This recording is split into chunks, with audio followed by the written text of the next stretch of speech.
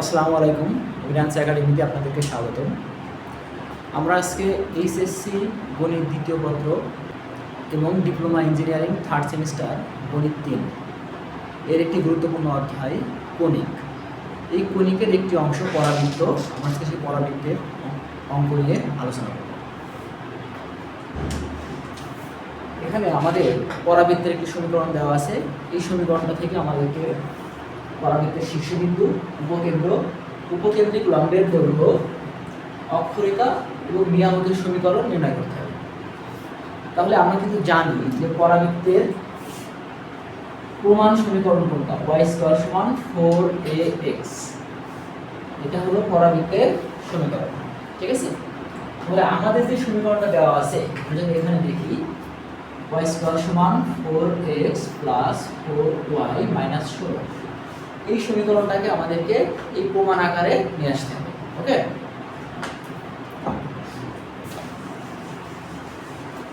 তাহলে আমরা শুরু করি।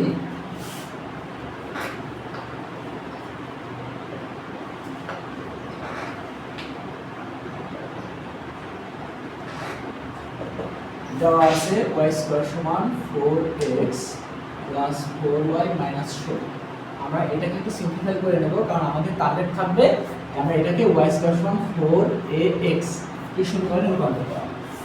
তাহলে y² আমরা এই y-টাকে লিখে দিয়ে আসি -4y, এর সাথে একটা 4 প্লাস করে দিই, এখানে 4x থাকলো -16 + 4। এই যে আমরা এখানে কি করছি, এই 4y-টাকে এদিকে নিয়ে আসছি, ঠিক আছে।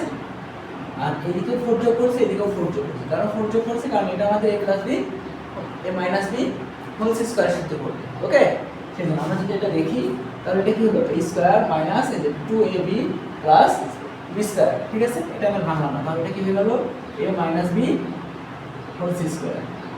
আর এখানে কি থাকে 4x -16 + 4, তাহলে কত থাকে -12 থাকে। এখন আমরা এখানে দেখতে পারি যে এইখান থেকে কিন্তু 4 কমন নেওয়া যায়, 4 কমন নিলে x - 3 থাকে। এ পর্যন্ত বুঝতে পারছি না? ওকে, তাহলে এটা এক নাম্বার দিই। আমরা এখন এই সমীকরণটাকে এর সাথে তুলনা করব। কি লিখব, যে এক নংকে y²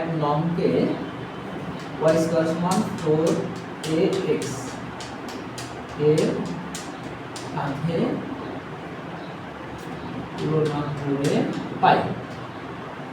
তাহলে দেখি তো, আমরা যদি এর সাথে তুলনা করি, এখানে কি y² আছে না, তাহলে y² কোনটা হবে, y কোনটা হবে, y - 2 হবে না।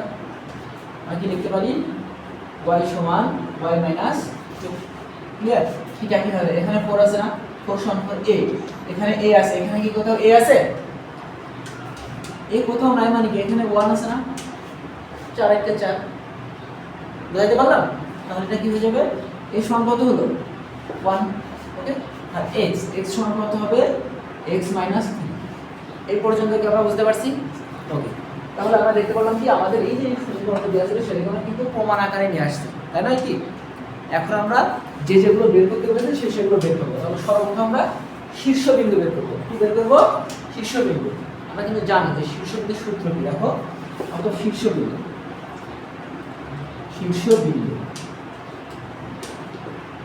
সমান আমরা কি জানি বলো তো, শীর্ষবিন্দু হয় সবসময় কি 0 0। কি হয়, শীর্ষবিন্দু কি হয় 0 0। তাহলে এটা কার মান, এটা x, এটা কি y। তাহলে আমরা কি ধরতে পারি, অতএব x = 0, ঠিক আছে, ও y = 0। ক্লিয়ার? এখন এই x এর মান কত দেখি তো, এই যে x এর মান কত, x - 3। তাহলে এখানে আমরা কি দিতে পারি, x - 3 = 0। তাহলে x সমান কত হয়ে গেল 3। ক্লিয়ার এই পর্যন্ত? ঠিক আছে। ঠিক একইভাবে এই যে y এর মান কত বলো তো, y - 2, মানে স্মল, এটা কিন্তু ক্যাপিটাল y, হ্যাঁ, y - 2। তাহলে y সমান কত হয়ে গেল 2। বুঝাইতে পারলাম? এখন আমরা তাহলে শীর্ষবিন্দুটা কত পেলাম, অতএব এই শীর্ষবিন্দু দেখো x এর মান 3, y এর মান 2। বুঝাইতে পারছি? আমরা কিন্তু একটা মান পেলাম। ক্লিয়ার? ওকে, একটু খেয়াল করো, আমরা এখন বের করব উপকেন্দ্র। হ্যাঁ, উপকেন্দ্র দেখো, উপকেন্দ্র হচ্ছে a0। কি হয় উপকেন্দ্র কি হয় a0, ঠিক আছে। ওকে, তাহলে যদি a0 হয়, এটা কিন্তু x এর মান, এটা কার মান এটা x এটা কি y, আমরা তুমি জানি এটা ভুজ আর এটা কি কোটি, এখানেও এটা ভুজ এটা কোটি, স্থানাঙ্ক ব্যবস্থায় প্রথমটা ভুজ পরেরটা কোটি, ভুজটা হয় x আর কোটিটা হয় y। তাহলে এটা আমরা কি করব, অতএব x সমান a, ক্লিয়ার এই পর্যন্ত। x এর মান কত বলো তো, এই যে x এর মান কত ধরছিলাম x - 3, তাহলে কি হয়ে গেল x - 3, এর মান কত, এর মান ছিল 1, তাহলে এই যে -3 টা ওইদিকে গেলে কি হয়ে যাবে +3 হয়ে যাবে না, তাহলে কি হয়ে গেল 4, বুঝাইতে পারছি। এবার আমরা এখান থেকে এটা কি y সমান কি 0, বলতো y এর মান কত ছিল, এই যে y এর মান কত ছিল স্মল y - 2 সমান কত 0, ঠিক আছে। তাহলে y সমান কত হয়ে গেল 2, বুঝা গেছে এটা। এখন আমরা শীর্ষবিন্দুটা তাহলে কত পাবো বলো তো, শীর্ষবিন্দু পাবো 4,2, ক্লিয়ার, বুঝা গেছে, এটা কি আসছে, ওকে। এরপর আমরা কি বের করবো দেখো তো, এটা কিন্তু তোমরা নিচে নিচে করবা, ওকে, খাতাতে কি করতে হবে নিচে নিচে করতে হবে, আমি বোর্ডে বলে কিন্তু পাশাপাশি করছি, ঠিক আছে।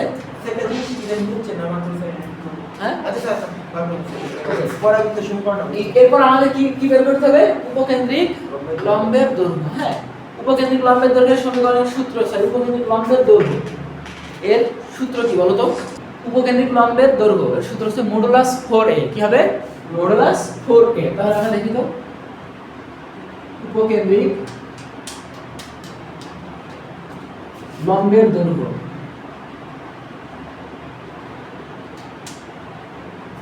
এটা সমান কি হবে বললাম মডুলাস 4a, ক্লিয়ার।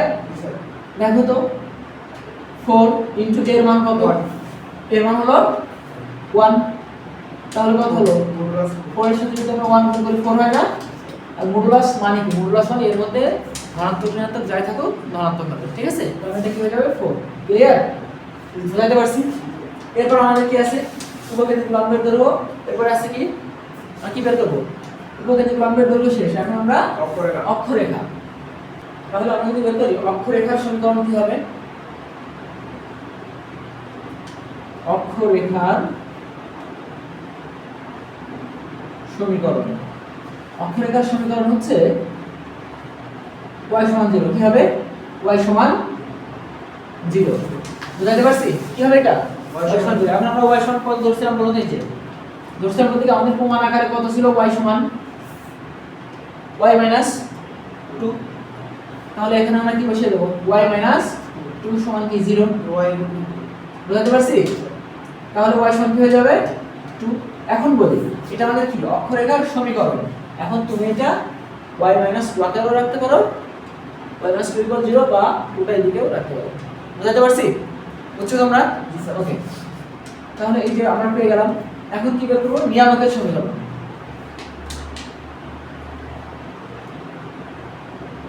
নিয়ামকের সমীকরণ দেখো তো, নিয়ামকের সমীকরণের সূত্র কি, নিয়ামকের সমীকরণের সূত্র হলো x + a = 0, কি হবে x + a = 0, ওকে। তাহলে এখানে আমরা x এর মান বসিয়ে দেব, x এর মান কত বলো তো x - 3, তাহলে x - 3, ক্লিয়ার। এর মান কত বলো তো, এর মান হলো 1, তাহলে +1 কত থাকে x - 2 থাকে = 0। এখন যেহেতু এটা আমাদের সমীকরণ, আমরা এখানেও রাখতে পারি, আবার এটা কি করতে পারি এদিকেও পাঠিয়ে দিতে পারি, ঠিক আছে। আসো, বুঝাইতে পারছি নাকি বুঝছো নাই। দেখো আমাদের কিন্তু যদি পরাবৃত্ত থেকে প্রশ্ন আসে তাহলে এইগুলো কিন্তু আসবে, ওকে, এগুলো বের করতে পারে, বুঝতে পারছি। তাহলে একটা পরাবৃত্তের সমীকরণ থেকে আমরা শীর্ষবিন্দু, উপকেন্দ্র, উপকেন্দ্রের লম্বের দৈর্ঘ্য, অক্ষরেখার সমীকরণ এবং নিয়ামকের সমীকরণ কিভাবে বের করতে হয় সেটা আমরা দেখলাম।